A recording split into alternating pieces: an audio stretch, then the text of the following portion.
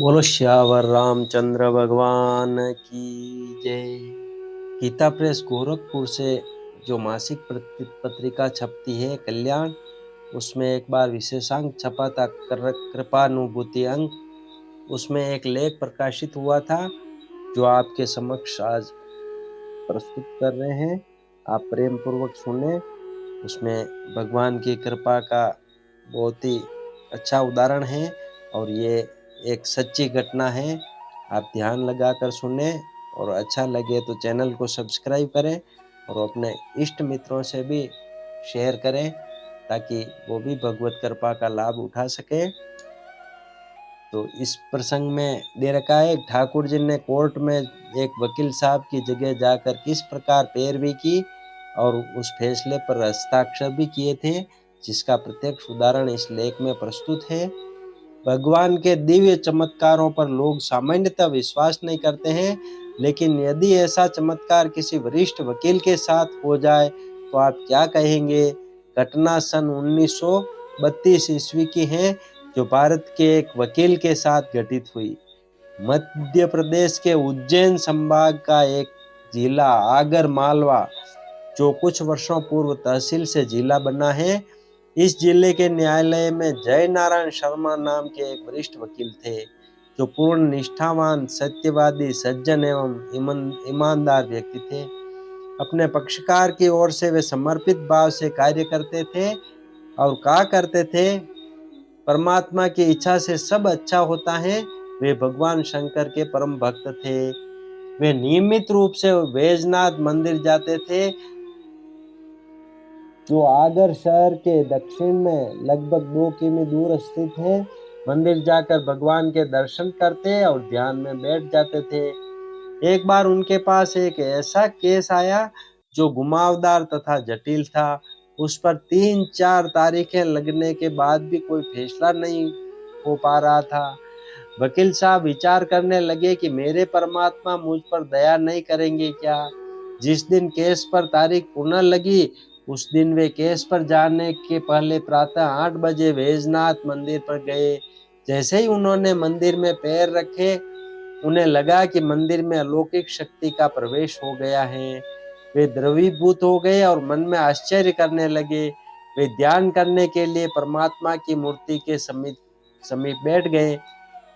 आज तो ध्यान ऐसा लगा था जैसे पहले कभी लगा ही नहीं था। उन्हें समय का भान नहीं रहा।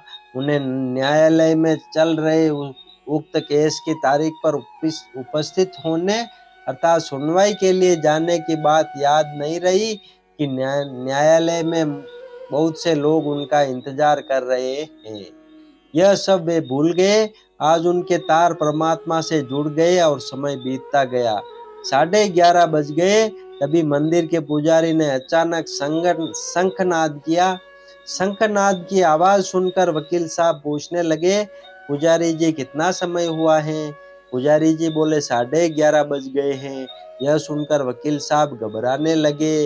वे जल्दी जल्दी न्यायालय में आए। उन्होंने देखा कि जज साहब आराम से बैठे हैं। जय नारायण जी जज साहब के पास आकर कहने लगे, साहब मुझे क्षमा कीजिए, मुझे आने में देर हो गई।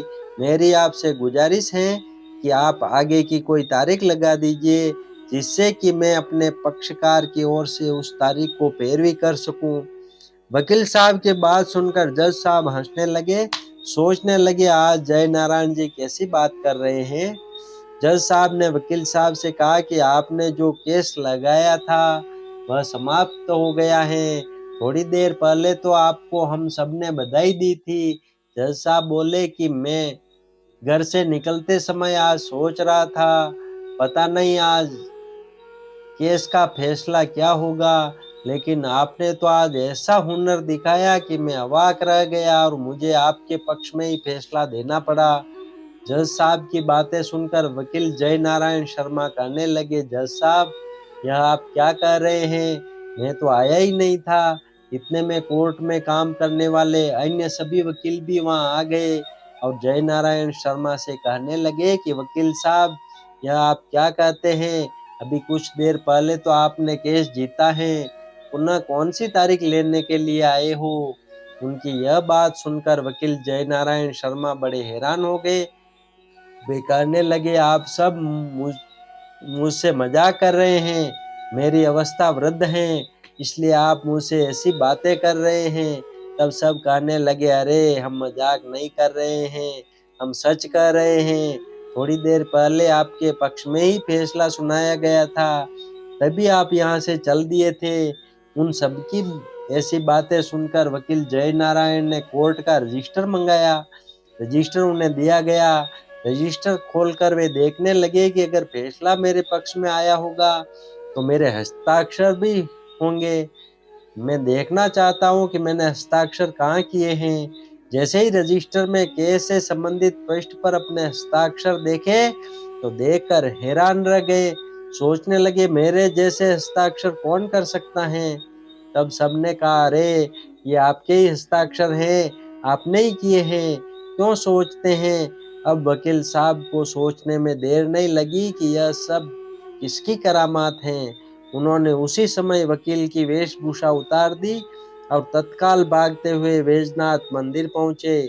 मंदिर में आकर उन्होंने भगवान के श्री चरणों में दंडवत प्रणाम किया और कहने लगे, नाथ, आज आपने मेरा स्वरूप धारण कर मेरा कार्य किया है। मैं आपकी कितनी प्रशंसा करूं। अब यह सारा जीवन आपके चरणों में समर्पित है। आज से मैं आपकी सेवा में रहूंगा। कहा जाता है कि उस दिन से जय नारायण शर्मा सब कुछ त्याग कर सन्यासी बन गए। आगर मालवा के न्यायालय परिसर में भगवान शंकर के इस परम भक्त की प्रतिमा आज भी स्थापित है। जिस स्थान पर भगवान ने वकील जय नारायण शर्मा का रूप धारण किया था, उस कक्ष में अभी भी भक्त जय नारायण शर्मा की प्रतिमा लगी हुई है। उस प्रतिमा के सामने ही अभी तक फैसले किए जाते हैं। जिस रजिस्टर में भगवान ने जय नारायण शर्मा बनकर हस्ताक्षर किए थे, उस रजिस्टर के पृष्ठ की छाया प्रति बहुत सारे वकील अपने पास सुरक्षित रखते हैं। जो भगवान अपने भक्त का रूप धारण कर उसके कार्य को पूर्ण करने के लिए तत्काल चले आते हैं, ऐसे परमात्मा के पावन श्री चरणों में हमारा बारंबार प्रणाम हो, प्रणाम हो, प्रणाम हो।